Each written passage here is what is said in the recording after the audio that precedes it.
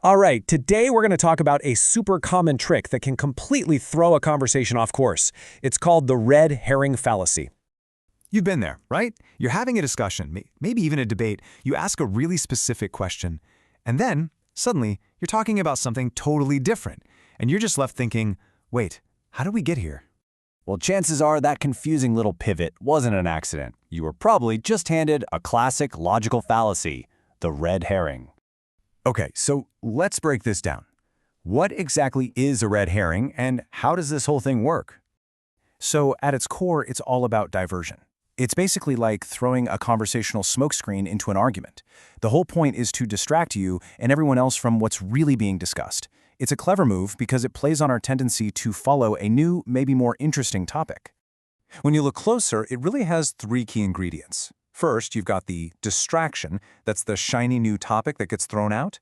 Second, that new topic is totally relevant. It has nothing to do with the original point. And finally, the whole purpose is misdirection. It's just a slick way to dodge a tough question or get away from a weak spot in an argument. Theory is one thing, but trust me, once you know what you're looking for, you'll see this fallacy everywhere. Let's check out a few real-world examples. Of course, the classic place to find a red herring is on the political debate stage. The stakes are super high, so the temptation to dodge a question is too. So here's a move you'll see all the time. A politician gets asked a very direct question, say about healthcare, but instead of answering it, they pivot. They start talking about their great tax policies. It's a topic they feel way more comfortable with, but they haven't actually answered the question, have they? They just changed the subject. Now let's jump over to the world of commerce. Believe me, sales and advertising are absolutely packed with sneaky little red herrings.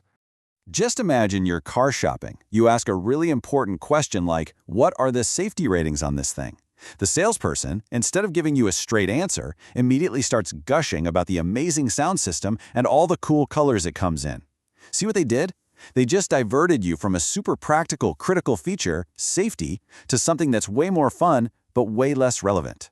And yeah, this tactic even shows up in the super high-stakes world of the courtroom, where a single distraction can literally change the outcome of a case. So check this out. Let's say a lawyer is up against some evidence that looks really bad for their client. Instead of arguing about the evidence itself, they might introduce a red herring by questioning the process of how it was collected. The goal? To get the jury to focus on a legal technicality instead of the actual, incriminating facts.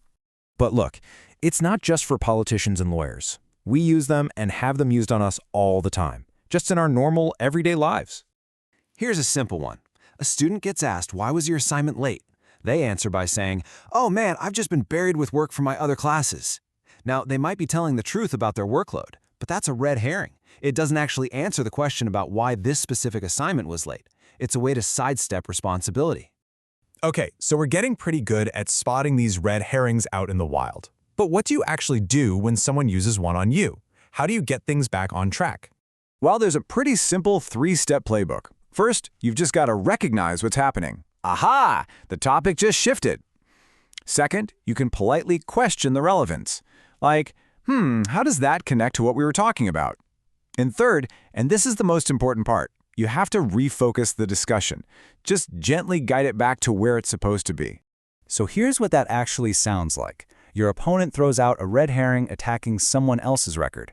Your counter is firm, but you don't have to be rude. You can acknowledge their point real quick, that may be, and then you immediately bring it back. But could we please get back to the question about your environmental policy? It's so simple, but it works incredibly well. So why is getting good at this so important? Honestly, it's about so much more than just winning an argument. Being able to spot and call out these fallacies is just absolutely crucial for keeping a conversation on point. It really is about cutting through all the noise so we can get to what actually matters. And that's the real bottom line here. When we stop conversations from getting derailed, we're making sure our decisions, whether we're talking politics, business, or just our own lives, are based on facts that are actually relevant. It leads to clarity, and it holds people accountable. So I'll just leave you with this thought. Now that you know the trick, you're going to start seeing these red herrings everywhere. The only question is, where will you spot the next one? Thanks for tuning in to this explainer.